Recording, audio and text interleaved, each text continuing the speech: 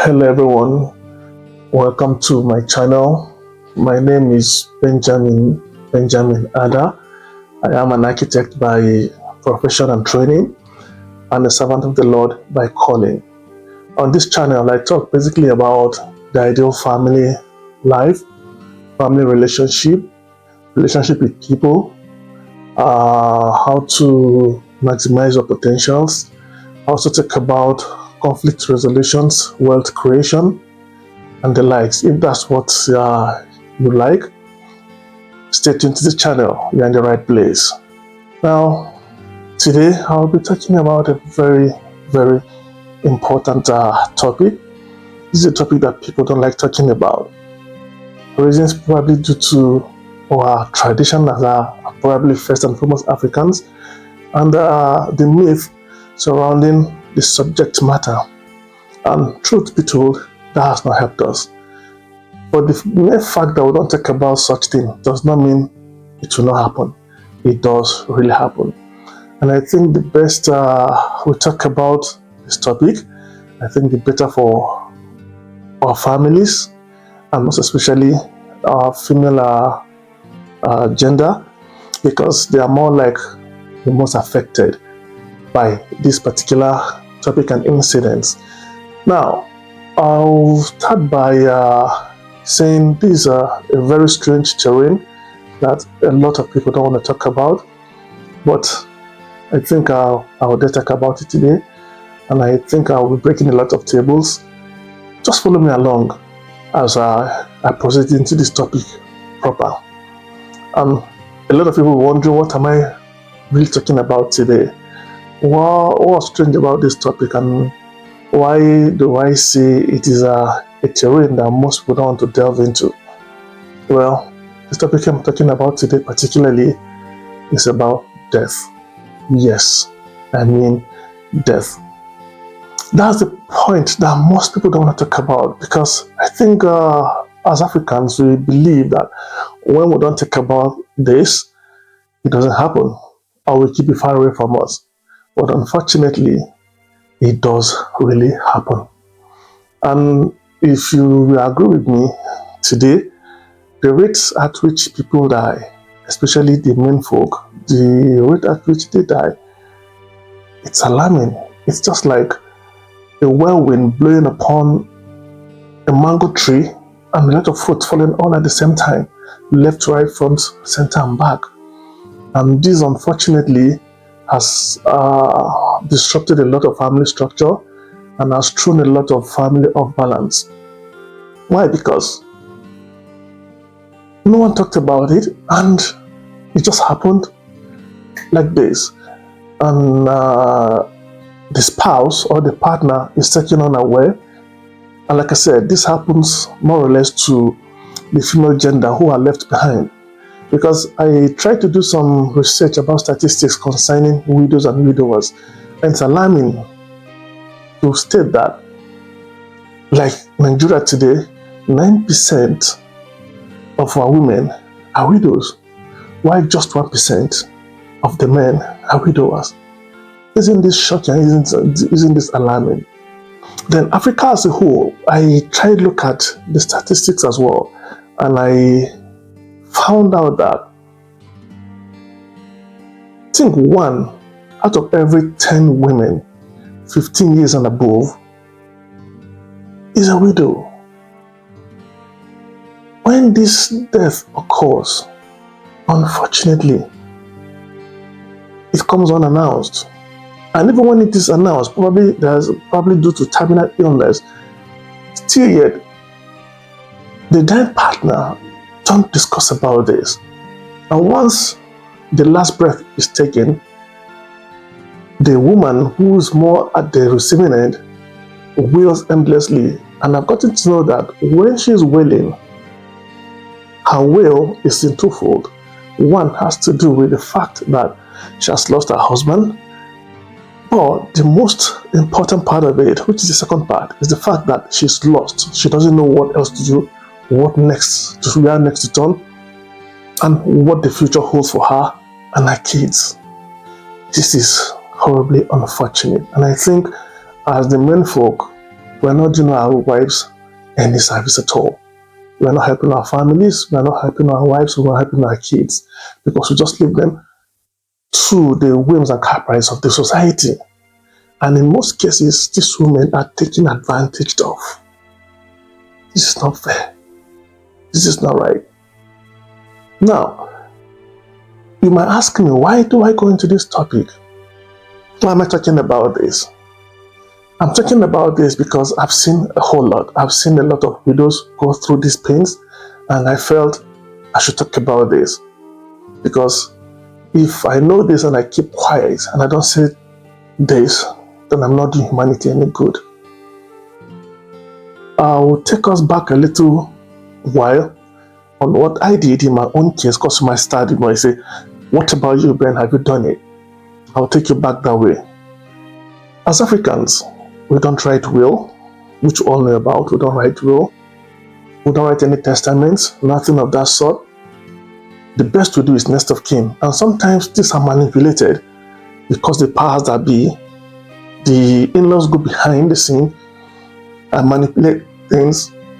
And sometimes these next of kins are changed. And the rightful beneficiaries don't benefit from this. Now I come back to myself. You might ask me, Ben, you're talking about this. Did you do this with your spouse? Well, initially I never did. During courtship, we talk about a lot of things, how the family will look like, how we want to live as husband and wife or partners. We'll talk about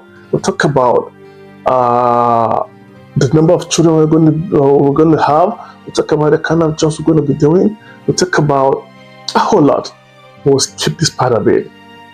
Now, about a couple of years ago, I think about 8 years now, this particular thought came to my mind, and I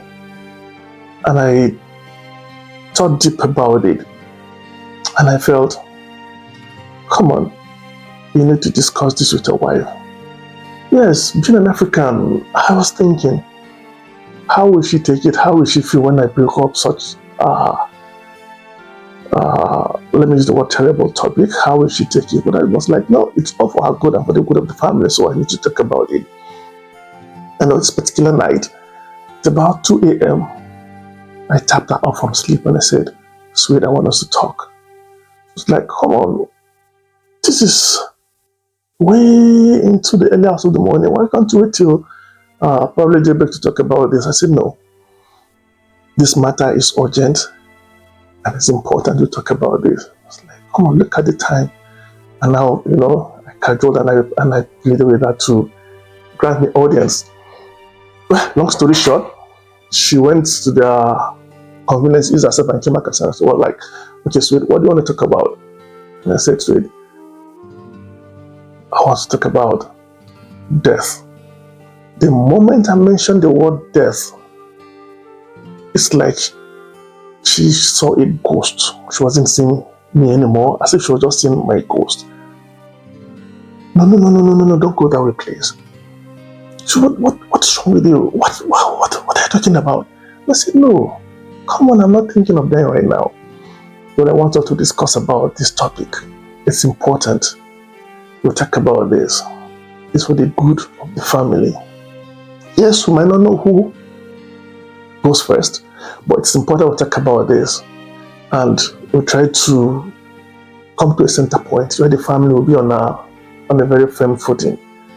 Well, after persuading her for a whole lot of time, she finally calmed down, and she was like, okay, what is it about death? And I asked her one question.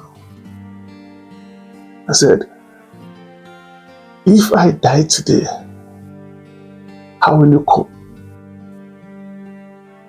I mean, this is a multi-billion pounds question. If I die today, how will you cope? Bear it in mind, at that point, she wasn't working. She was a full-time housewife because we had an agreement that, okay, we are going to have this number of kids. Please, you sacrifice in bringing up the kids while I'm sacrificing, providing for the family.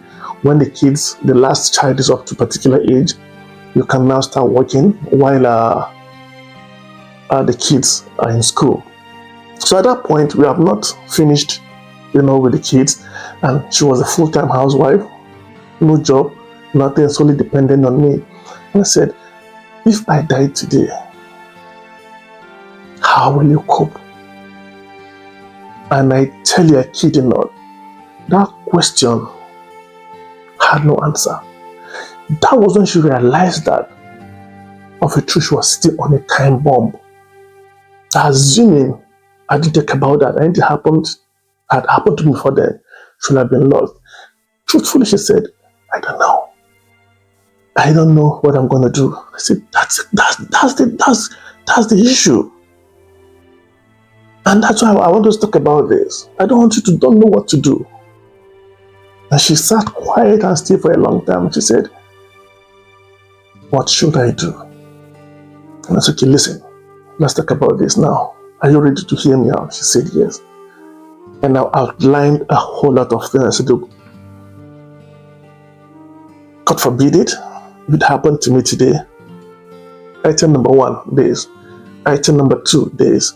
Item number 3, I highlighted a whole lot of points. I said, look, this is what you do when I'm no longer here. And after I finished outlining everything, I could see the peace and calm return to my wife. At that point, she became confident in herself. Well, viewers, if you want to know the points I told my wife about to do when I'm no longer here, if at all, put it in the comment section. Let me know if you want me to tell you so that I can do a video about that separately. I don't want to go into that in this particular video. Now, after telling her all this, we outlined a Marshall plan of action. And I said, okay, from today, we'll start doing these points one after the other. And before long, my wife became somebody else. And I kid you not, today, if anything happens to me, my wife knows precisely what to do behind me. And if anything happens to my wife today, I know exactly what to do with the kids. So I don't want to make this video too long. Please, I want to plead with my fellow men, because the buck is not a court. Ordinarily, if your wife comes to ask a man and say, look, come on, honey, let's talk about death. The next thing was like, are you planning to kill me? Am I correct? That would be the natural reaction of the man. It was like, come, what's this woman thinking? What's she planning? She's thinking of eliminating me and taking over my property, or she has seen, or she has been told that I'm going to die anytime soon. That's not it. So the women can't take the initiative about talking about such sensitive issues or topics. So please do your wife and your family a service. Do your wife, do your family a service and talk about this. The fact that I talk about this does not mean you're going to die. And that's why the Western culture, the Western world, they live very long, because they talk about a whole lot of things like this. And once anything happens, they know what goes to who and how the partner continues from where they've stopped. But we Africans, we just have a full stop issue. Once the husband dies, it's a full stop. The wife starts all over again on a new page. That's not right. That does not have the family. That does not have our children. So I think with this, we're going to make amends and see how we can make our families better. Thank you for listening. Thank you for your time. Thank you for watching. And in case you've not done this already, please do not forget to subscribe. Do not forget to like.